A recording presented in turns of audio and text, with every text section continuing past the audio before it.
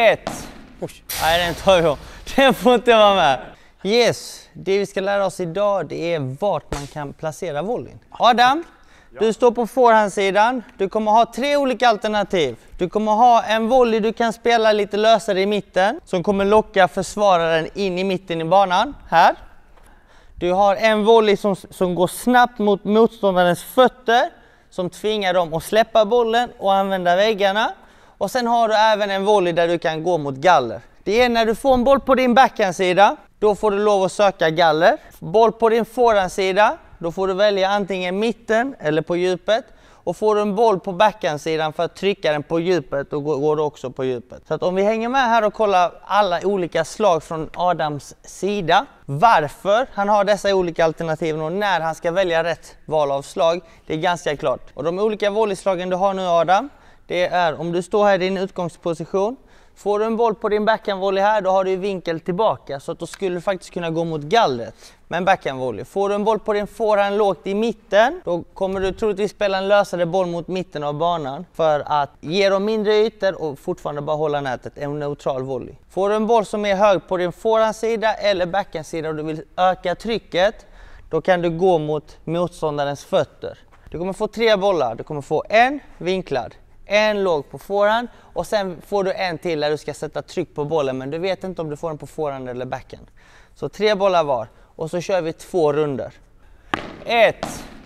Nej, den tar jag. Den får inte vara med. Här kommer. 1. 2. 3. Igen. 1. 2. 3.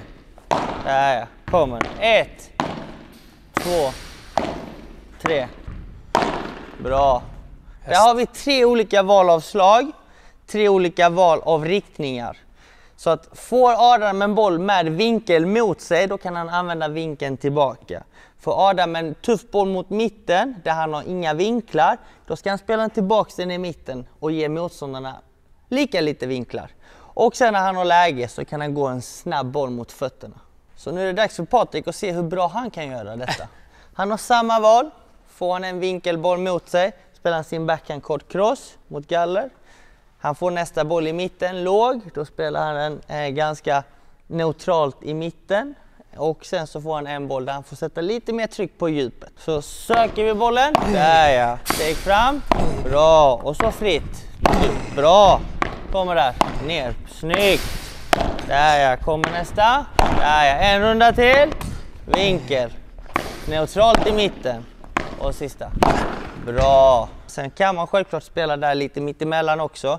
Men här visar vi dem klart och tydligt att får ni en vinklad boll, använd vinkeln tillbaka. Får ni en boll neutralt i mitten, spela en neutral boll tillbaka om ni inte kan göra någonting med bollen. Och när ni har läge så är det inte fel att gå snabbt mot fötterna. Hur ska jag tänka med djupet på mina volleys? Det blir ju att när man tar i så blir det alltid att man får mycket längd.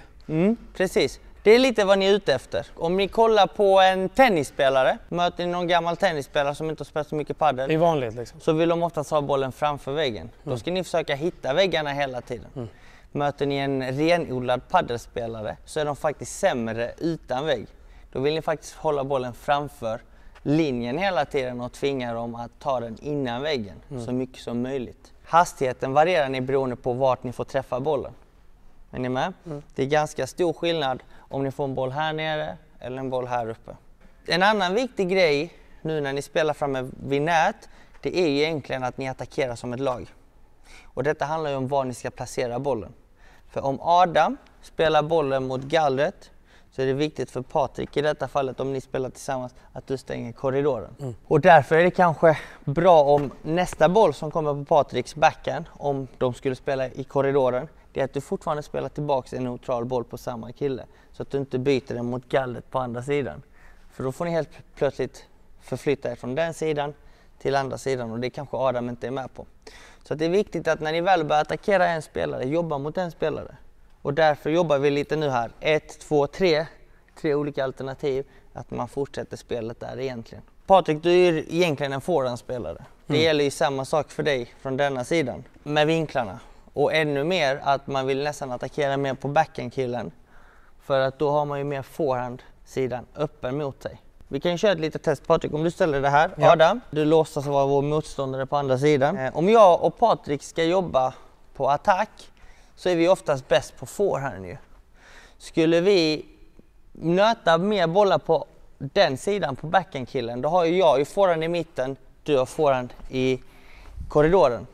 Skulle vi till exempel spela mer på forehandkillen här, om du ställer det på andra sidan, då blir det egentligen att jag täcker korridoren, men då täcker jag det med min backhand och du täcker din mitten med din backhand. Så att i detta fallet är det kanske bättre att gå för backhandkillen.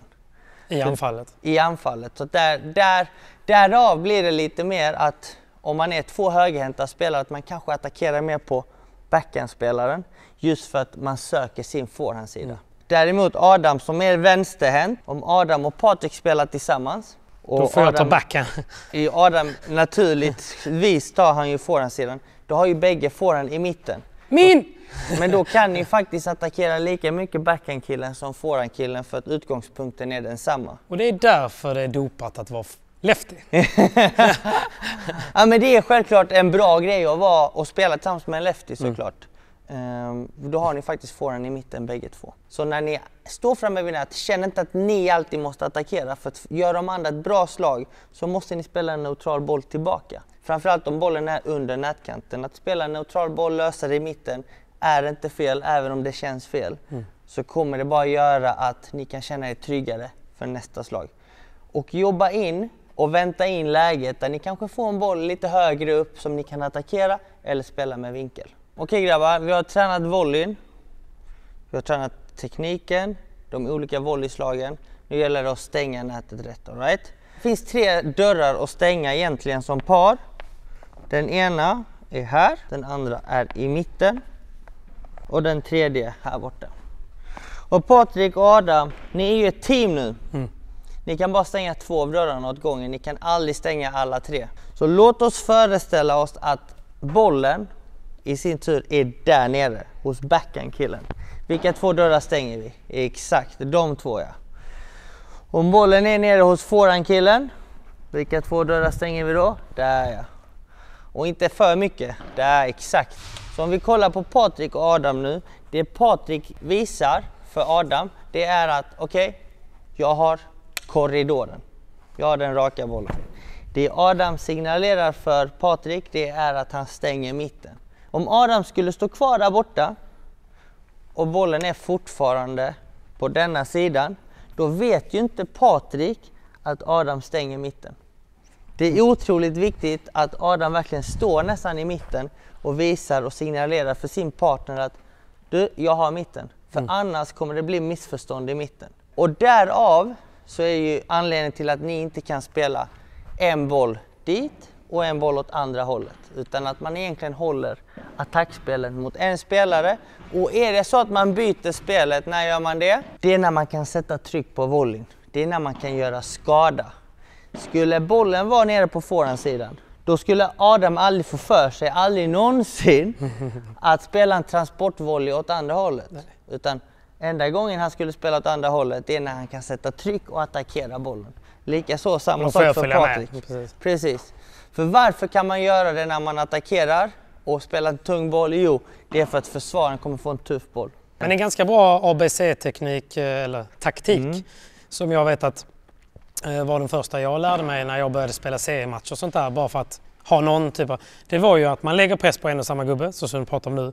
Men att man lägger till exempel en boll i hörnet, en boll i mitten. Och så håller man på så.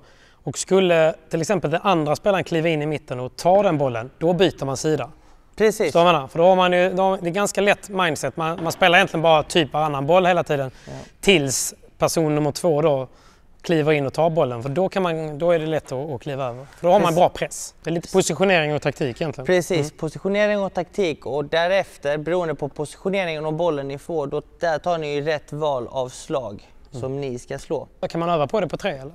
Ja, absolut. Definitivt. Man kan egentligen spela 2 mot 1.